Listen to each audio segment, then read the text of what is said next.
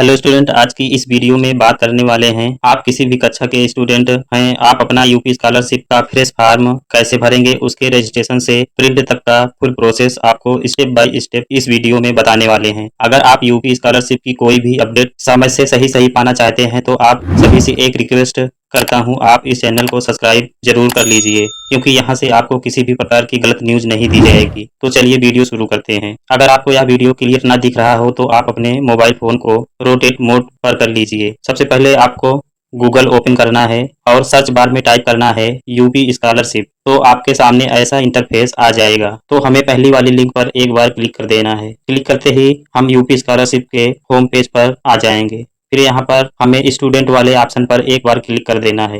Click करने के बाद यहाँ आपको 3 ऑप्शन देखने को मिल रहा होगा। सबसे पहला रजिस्ट्रेशन, दूसरा फ्रेश लॉगिन और तीसरा रिन्यूअल लॉगिन। तो हमें फ्रेश फॉर्म भरने के लिए सबसे पहले रजिस्ट्रेशन करना पड़ता है। तो हम रजिस्ट्रेशन पर एक बार क्लिक कर देंगे तो ऐसा इंटरफेस आ जाएगा। उसके बाद यहाँ से हमें अपनी कैटेगरी सिलेक्ट कर लेना है। जैसे मान लीजिए आप कक्षा 9 में हैं या फिर कक्षा 10 में हैं, तो आप जिस भी कैटेगरी में आते हैं वहां पर जा करके पहले वाले ऑप्शन प्री मैट्रिक पर क्लिक करके अपना रजिस्ट्रेशन करना है। अगर आप कक्षा 11-12 के स्टूडेंट हैं तो ऊपर अपनी कैटेगरी देखकर जिस भी कैटेगरी में आते हैं दूसरे वाले ऑप्शन पोस्ट मैट्रिक इंटरमीडिएट पर क्लिक करना है और अपना रजिस्ट्रेशन कर लेना है। और अगर आप कक्षा 12 के बाद किसी भी कोर्स में प्रवेश लिए हैं तो अपनी कैटेगरी को देखकर तीसरे वाले ऑप्शन पर क्लिक कर देना है। तो मेरा अभी कक्षा 11 का एससी कैटेगरी का फॉर्म है, तो हम एससी कैटेगरी से पोस्ट मैट्रिक इंटरमीडिएट यानी दूसरे वाले लिंक पर क्लिक कर देंगे तो ऐसा इंटरफेस खुलकर आ जाएगा। सबसे पहले आपको अपना विद्यालय जिस जिले में आता है उस जिले को यहाँ से सिलेक्ट कर लेना है। फिर उसके बाद आपको अपने शिक्षण संस्थान का नाम सिलेक्ट करना है। तो यहाँ सभी शिक्षण संस्थानों का नाम अल्फाबेट से आ जाएगा। तो अपने स्कूल का नाम सिलेक्ट कर लेना है। फिर यहाँ से अपनी कैटेगरी सिलेक्ट कर लेना है। फिर अपना धर्म सिलेक्ट कर लेना है। उसके बाद यहाँ पर छात्र छात्रा का नाम भरना है। तो आपके कक्षा 10 के मार्कशीट में जो नाम है उसे यहाँ भर लेना है। फिर अगला कॉलम आपको मोबाइल नंबर का दिख रहा है। तो आपके आधार में जो भी मोबाइल नंबर लिंक है उस मोबाइल नंबर को यहाँ भर देना है, या आप अपना कोई भी मोबाइल नंबर भर सकते हैं। फिर अगला कॉलम हाई स्कूल उत्तीर्ण करने का वर्ष है। तो आप जिस भी वर्ष में कक्षा 10 पास किए हैं उस वर्ष को सिलेक्ट कर लेना है। फिर हाई स्कूल बोर्ड का नाम सिलेक्ट कर लेना है। आप जिस भी बोर्ड से कक्षा 10 पास हुए हैं उस बोर्ड को सिलेक्ट कर लेना है। फिर अगले कॉलम में हाई स्कूल बोर्ड का अनुक्रमांक आपको भरना है। तो यहाँ 2 कॉलम देखने को मिल रहा है। तो अगर आपके हाई स्कूल के रोल नंबर में कोई अंग्रेजी का अक्षर जुड़ा है तो पहले वाले कॉलम में अपना रोल नंबर भर देंगे। अगर आपका अनुक्रमांक केवल अंकों में है दूसरे वाले कॉलम में अपना अनुक्रमांक भर देना है। अगले कॉलम में आपको अपने से एक पासवर्ड बनाकर भर देना है। पासवर्ड आप इस तरह से बना सकते हैं। फिर उसी पासवर्ड को फिर से स्वनिर्मित पासवर्ड कंफर्म करने वाले कॉलम में भर देना है। फिर यह कैप्चर कोड भरकर जनरेट ओटीपी पर क्लिक कर देंगे। तो आपने अभी जो मोबाइल नंबर भरा था उस पर 5 अंकों की एक ओटीपी जाएगी। तो उस ओटीपी को भरकर और यह कैप्चर कोड भरकर submit OTP and process registration पर एक बार क्लिक कर देंगे तो आपका रजिस्ट्रेशन पूर्ण हो जाएगा। और इस प्रकार से आपको एक रजिस्ट्रेशन स्लिप देखने को मिल जाएगी। तो आपको यह रजिस्ट्रेशन नंबर कहीं सुरक्षित जगह लिख लेना है, क्योंकि अगले वर्ष जब आप अपना कक्षा 12 में रिन्यूअल फॉर्म करने लगेंगे तो इस रजिस्ट्रेशन नंबर की आवश्यकता होगी। अब यहाँ होम पर क्लिक कर देंगे तो हम फिर यूपी स्कॉलरशिप के होम पेज पर आ जाएंगे। अब हमें अपने फॉर्म को लॉगिन करना होगा। उससे पहले हम फिर से स्टूडेंट वाले ऑप्शन पर क्लिक कर देंगे। फिर फ्रेश लॉगिन पर एक बार क्लिक कर देंगे तो आपके सामने 4 ऑप्शन आ जाएगा। तो पहला ऑप्शन कक्षा 9-10 के स्टूडेंट के लिए है, दूसरा ऑप्शन कक्षा 11-12 के स्टूडेंट के लिए है और तीसरा ऑप्शन कक्षा 12 के बाद आप किसी भी कोर्स में हैं तो उनके लिए है और चौथा ऑप्शन अदर स्टेट के स्टूडेंट के लिए है। तो अभी हम कक्षा 11 का फॉर्म लॉगिन करने जा रहे हैं तो हम दूसरे वाले ऑप्शन पर क्लिक कर देंगे तो ऐसा इंटरफेस आ जाएगा। सबसे पहले यहाँ अभी आपको जो रजिस्ट्रेशन नंबर प्राप्त हुआ है उसको यहाँ भर लेना है। फिर वही मोबाइल नंबर भर लेना है। फिर अपना पासवर्ड भर देना है और कैप्चर भर कर सबमिट कर देंगे तो आपका फॉर्म लॉगिन हो जाएगा। और आपको यहाँ रजिस्ट्रेशन करें और रजिस्ट्रेशन स्लिप प्रिंट करें वाला ऑप्शन लॉक मिलेगा। उसके नीचे आपको एक ऑप्शन डिजी लॉकर से सत्यापन करें का मिल रहा है, तो इस पर एक बार क्लिक कर देंगे तो ऐसा इंटरफेस आ जाएगा।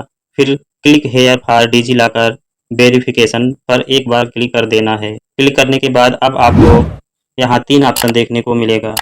पहला मोबाइल, दूसरा यूजर नेम, तीसरा आधार का। तो अगर आप अपना डिजिलॉकर अकाउंट बना लिए हैं तो इन तीनों ऑप्शन में से किसी भी ऑप्शन को सिलेक्ट करके अपना डिजिलॉकर वेरीफाई कर सकते हैं। अगर आप अभी तक डिजिलॉकर पर अपना अकाउंट नहीं बनाए हैं और आप नए यूजर हैं तो यहाँ नीचे साइन अप पर एक बार क्लिक कर देना है। फिर आपको यहाँ पर अपना आधार नंबर भरकर नेक्स्ट पर क्लिक कर देना है। फिर आपके आधार से लिंक मोबाइल नंबर पर 6 अंक की ओटीपी जाएगी। उस ओटीपी को भरकर सबमिट कर देना है। फिर कोई भी 6 अंकों की पिन बनाकर भर देना है और डन पर क्लिक कर देना है। तो इस प्रकार का इंटरफेस आ जाएगा। इसमें आपको कुछ नहीं करना है। इसके नीचे यहाँ अलाउ पर क्लिक कर देंगे तो यहाँ आपकी सारी डिटेल आ जाएगी।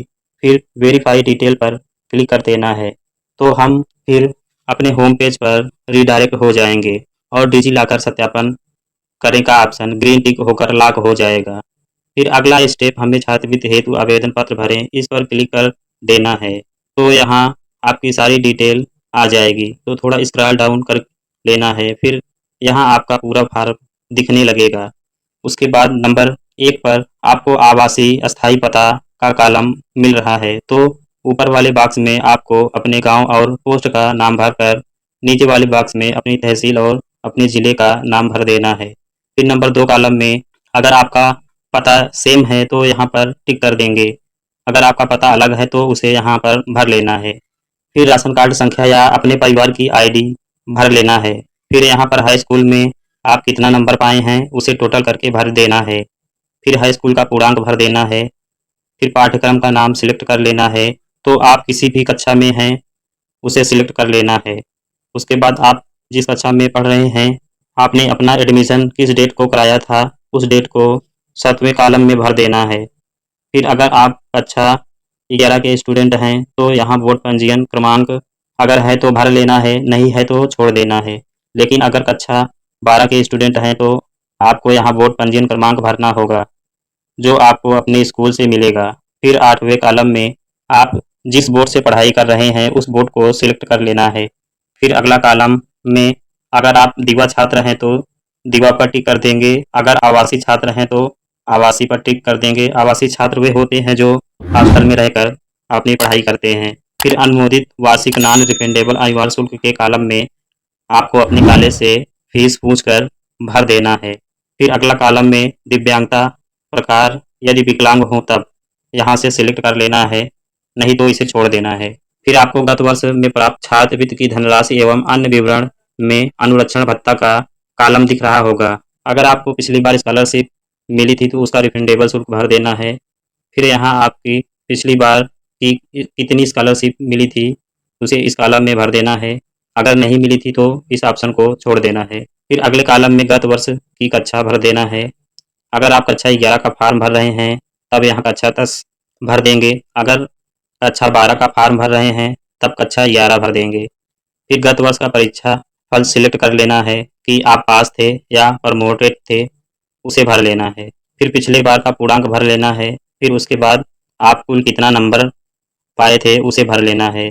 फिर पूर्णांक प्राप्तांक भरते ही आपका प्रतिशत ऑटोमेटिक आ जाएगा। फिर आप पिछले वर्ष किस विद्यालय में पढ़ रहे थे उसे यहाँ भर लेना है। फिर अगर ये ऑप्शन आपके फॉर्म में आ रहा है तो उसे इस प्रकार भर लेंगे। किसी किसी स्टूडेंट के फॉर्म में बैंक की डिटेल जैसे बैंक का नाम, खाता संख्या, ये सारी डिटेल नहीं पूछ रहा है। लेकिन आपको परेशान नहीं होना है क्योंकि लगभग 2 वर्षों से अब आपके आधार में जिस बैंक का अकाउंट और एनपीसीआई लिंक रहेगा उसी खाते में आपके स्कॉलरशिप का पैसा आएगा। तो हमने सारी चीज़ों को फिलअप करके या कैप्चर भर कर यहाँ सही टिक करके सबमिट कर देंगे तो यहाँ आपको ऐसा इंटरफेस देखने को मिल जाएगा। आपके आवेदन पत्र की प्रविष्टियाँ सफलतापूर्वक भरी गई हैं। फिर होम पर क्लिक कर देंगे तो फिर से इसके होम पेज पर आ जाएंगे। अब आपका छात्रवृत्ति हेतु आवेदन पत्र भरें और फोटो अपलोड करें, ये सभी ऑप्शन लॉक हो गया है। अगर फॉर्म भरते समय आपने कुछ गलती कर दी है तो उसे आवेदन पत्र को संशोधित करें वाले ऑप्शन पर क्लिक करके सही कर लेंगे। उसके बाद अब आपको आय एवं जाति प्रमाणीकरण हेतु ऑप्शन पर क्लिक कर देना है तो आपके सामने ऐसा इंटरफेस आ जाएगा। तो यही ऊपर वाले बॉक्स में अपने आय प्रमाण पत्र आवेदन फॉर्म संख्या को भर देना है और नीचे वाले कॉलम में आय प्रमाण पत्र संख्या भर देना है और कैप्चर भरकर सबमिट कर देना है और थोड़ा स्क्रॉल डाउन करना है तो आय प्रमाण पत्र से संबंधित आपकी सारी डिटेल आ जाएगी। फिर वेरीफाई इनकम डिटेल पर क्लिक कर देंगे तो अगर आप ओबीसी एससी के स्टूडेंट हैं तो आपको जाति प्रमाणीकरण का ऑप्शन आएगा। अगर जनरल और माइनॉरिटी कैटेगरी के स्टूडेंट होंगे तो जाति प्रमाणीकरण का ऑप्शन नहीं आएगा। तो हमें यहाँ जाति प्रमाण पत्र आवेदन फॉर्म संख्या और जाति प्रमाण पत्र क्रमांक और अपनी उपजाति भरकर कैप्चर भरकर सबमिट कर देंगे। थोड़ा नीचे स्क्रॉल करेंगे तो यहाँ आपकी जाति से संबंधित सभी डिटेल आ जाएगी। फिर वेरीफाई कास्ट डिटेल पर क्लिक कर देंगे तो फिर से हम अपने होम पेज पर आ जाएंगे। फिर अगला ऑप्शन आपको प्रमाणीकरण हेतु आधार नंबर डालें वाले ऑप्शन पर क्लिक कर देंगे तो ऐसा इंटरफेस आ जाएगा। यहाँ आपका नाम, फिर उसके नीचे आपकी जन्म तिथि ऑटोमेटिक आ जाएगी। फिर उसके नीचे हमें अपना आधार नंबर भर देना है और वही आधार नंबर हमें फिर उसी के नीचे दोबारा से भर देना है। फिर यहाँ से टिक करके यह कैप्चर भरकर वेरीफाई आधार पर क्लिक कर देंगे तो आपका आधार वेरीफाई हो जाएगा। और कभी कभी आपके आधार प्रमाणीकरण के साथ साथ आपका एनपीसीआई भी ऑटोमेटिक सत्यापित हो जाता है और अगर एनपीसीआई सत्यापित नहीं होता है तो एनपीसीआई सत्यापन हेतु पर क्लिक कर देंगे और यहाँ चेक एनपीसीआई स्टेटस पर क्लिक कर देंगे तो आपका एनपीसीआई वेरीफाई हो जाएगा। एनपीसीआई सत्यापन होने के बाद उसके नीचे आपको हाई स्कूल रोल नंबर प्रमाणीकरण हेतु का ऑप्शन मिल रहा होगा तो इस पर हमें एक बार क्लिक कर देना है। क्लिक करने के बाद हमें ऐसा इंटरफेस देखने को मिलेगा और यहाँ आपको मिल रहा होगा check high school board API तो इस पर हमें एक बार क्लिक कर देना है तो हमारा हाई स्कूल रोल नंबर प्रमाणीकरण हेतु का ऑप्शन सत्यापन होकर लॉक हो जाएगा। और कभी कभी यहाँ आपको वी आर सॉरी का इंटरफेस भी देखने को मिल सकता है तो आपको परेशान नहीं होना है। आपको अपने फॉर्म को फिर से लॉगिन करना है तो आप देखेंगे कि आपका हाई स्कूल रोल नंबर प्रमाणीकरण हो चुका होगा। फिर उसके बाद हमें अगला ऑप्शन जांच हेतु आवेदन प्रिंट करें पर एक बार क्लिक कर देना है तो यहाँ आपका पूरा फॉर्म ओपन हो जाएगा। तो आपने जो भी डिटेल भरी है वो सभी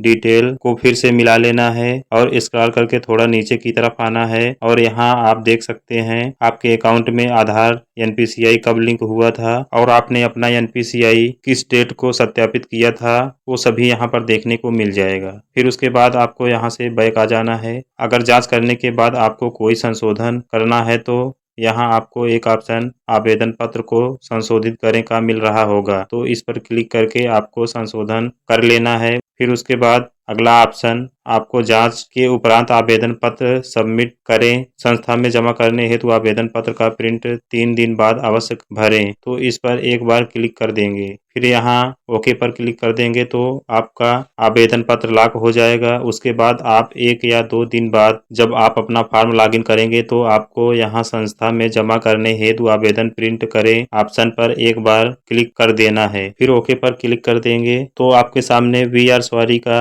इंटरफेस भी आ सकता है तो आपको दोबारा से अपने फॉर्म को लॉगिन करना है।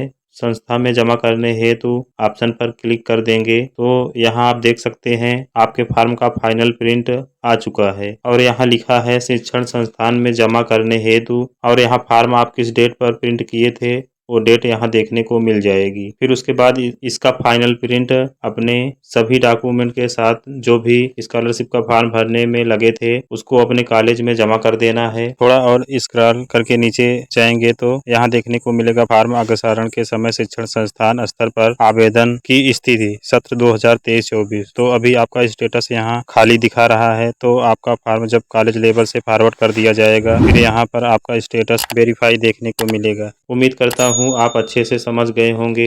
अगर अब भी आपके मन में कोई संदेह है तो आप हमें कमेंट करके पूछ सकते हैं। तो अभी तक आप चैनल को सब्सक्राइब नहीं किए हैं तो कर लीजिए। यहाँ से आपको यूपी स्कॉलरशिप की 100% सही जानकारी दी जाती है। मिलते हैं फिर नेक्स्ट वीडियो में, तब तक के लिए जय हिंद जय भारत।